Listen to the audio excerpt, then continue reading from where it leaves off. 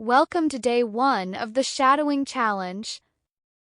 In this challenge, you'll improve your English speaking, pronunciation, listening, and fluency through simultaneous shadowing. This means you speak at the same time as the narrator, not after them. Listen carefully, follow the rhythm and pronunciation, and try to stay with the speaker as much as you can. Don't worry if you miss a word or make a mistake. Just keep going and join the next sentence. You can repeat the practice several times and try to sound more natural each time. Ready? Let's begin. I got lost in a new city. Last summer, I traveled to a new city for the first time. I had never been there before, so everything felt new and exciting. The city was much bigger than I expected. There were tall buildings, busy streets, small cafes, large parks, and people everywhere. I was traveling alone, but I wasn't worried. I had my phone, my hotel address, and a map, so I thought I would be fine.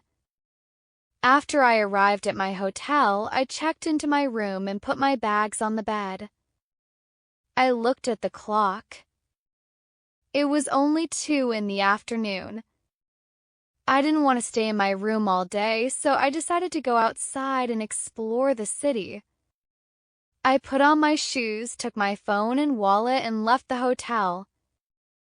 The weather was perfect. It was warm, but not too hot. The sun was shining, and there was a light wind. I walked down the street and looked at everything around me. I saw a beautiful old building on the corner. Next to it, there was a small bakery. The smell of fresh bread came from the bakery, and I suddenly felt hungry.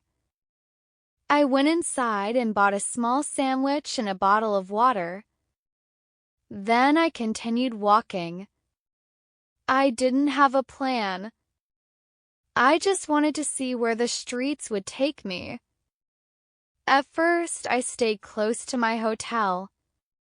Then I saw a large park. It looked beautiful, so I decided to walk through it.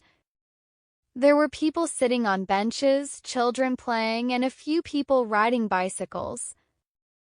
I walked slowly and took some pictures with my phone. After that, I found a small coffee shop. I went inside and ordered a coffee. I sat near the window and watched people walking outside. I felt relaxed. I thought, this is exactly what I wanted from this trip. After about 30 minutes, I left the coffee shop. I checked the time. It was almost 4 o'clock. I decided it was time to go back to the hotel. I took out my phone and opened the map. The map showed my hotel about 15 minutes away. Easy, I thought. I can walk there. I started following the blue line on my phone. I walked straight for a few minutes. Then I turned left. After that, I turned right. Everything seemed normal. But after about 10 minutes, I started to notice something strange. I didn't recognize the buildings anymore. I stopped and looked around. There was a supermarket on my right. I had never seen it before. I looked at my phone again. The blue line was still there. I thought maybe I was simply taking a different street. So I continued walking. 5 minutes later, I realized that something was definitely wrong. I stopped again. I looked at the map. Then I looked at the street sign. The street name didn't match the name on my map. Oh no, I said quietly. I think I'm lost. I tried not to panic. I zoomed in on the map and searched for my hotel. But the map was confusing. There were so many small streets around me. I turned my phone around and tried to understand which direction I was facing. I walked a little farther. Then I stopped again. I was even more confused. I had been walking for almost 20 minutes, but I was getting farther away from my hotel. Then I noticed something even worse. My phone battery was at 12%. Seriously? I couldn't believe it. I had forgotten to charge my phone before leaving the hotel. I thought about going back the way I came, but I couldn't remember exactly which streets I had used. I looked around for someone I could ask for help. There was a woman walking her dog, so I walked toward her. "Excuse me," I said. "Sorry to bother you. Could you help me?" She stopped and smiled.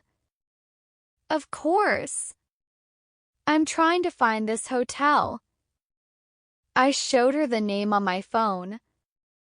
She looked at the screen. "Oh, yes. I know where that is." I felt relieved. "Really?" "Yes, but you're quite far from there." My heart sank. "How far?" She pointed down the street. "It's probably about 25 minutes from here." 25 minutes? Yes, but don't worry. It's not difficult. She gave me some directions. "Go straight until you see a large supermarket." I nodded. "Okay." "Then turn left." "Left at the supermarket?" "Yes. After that, you'll see a bus station." "Then what?" "Cross the road and keep walking." I tried to remember everything. "Okay." Straight left at the supermarket, then the bus station. That's right. Thank you so much. You're welcome. Have a nice day. I thanked her and started walking. For a few minutes, I felt confident again. I found the supermarket. I turned left. Then I kept walking. But after about 10 minutes, I couldn't find the bus station. I looked around. There was a restaurant, a pharmacy, and several small shops. But no bus station. I checked my phone. The battery was at 8%. I started to worry again. Maybe I had taken the wrong street. Maybe I had misunderstood the woman. I decided to stop using my map. I put my phone in my pocket and looked around. Then I saw a man standing at a bus stop. I walked toward him. "Excuse me," I said. "Could you help me?" "Sure. I'm trying to get back to my hotel, but I think I'm lost." He smiled. "Where are you going?" I showed him the hotel name. He looked at it and said, "Oh, I know that place." I couldn't believe it. "You're the second person today who knows my hotel." He laughed. "It's a popular hotel." "How can I get there?" He pointed behind me. "Actually, you need to go back." I looked behind me. Back. Yes. You walked past the bus station. I laughed.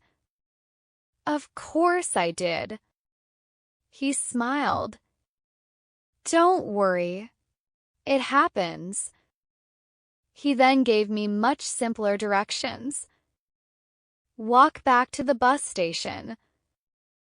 Then cross the road. After you cross the road, walk straight for about 10 minutes. You'll see a big church. When you see the church, turn right. Your hotel is on that street. I repeated the directions. So I go back to the bus station, cross the road, walk straight, find the church, and turn right. Exactly. Thank you. No problem. This time I felt more confident. I walked back to the bus station. I crossed the road. Then I walked straight. After about 8 minutes, I saw the church. Finally. I was so happy that I almost laughed. I turned right. The street was quiet. There were a few trees on both sides of the road. I looked at the buildings carefully. I was expecting to see my hotel, but I didn't. I walked for another 5 minutes. Still nothing. I checked my phone. The battery was at 4%.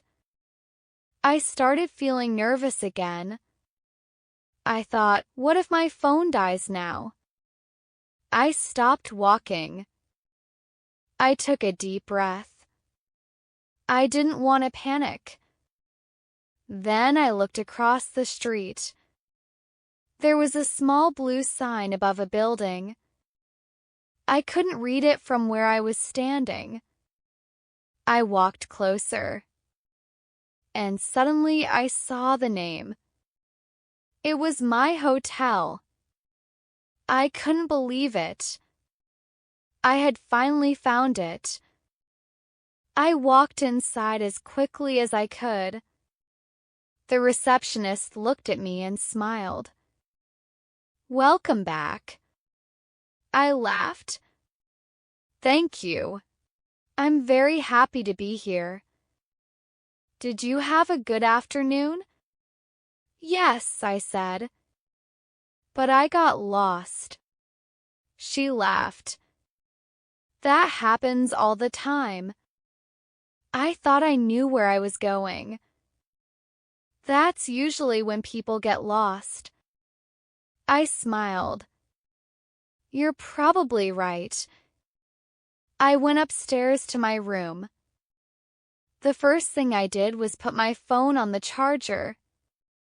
Then I sat on the bed. I was tired.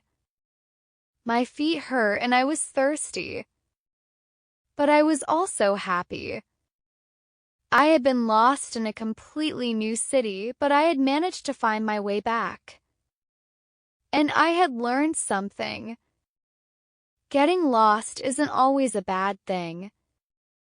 Sometimes you just need to stop and ask for help.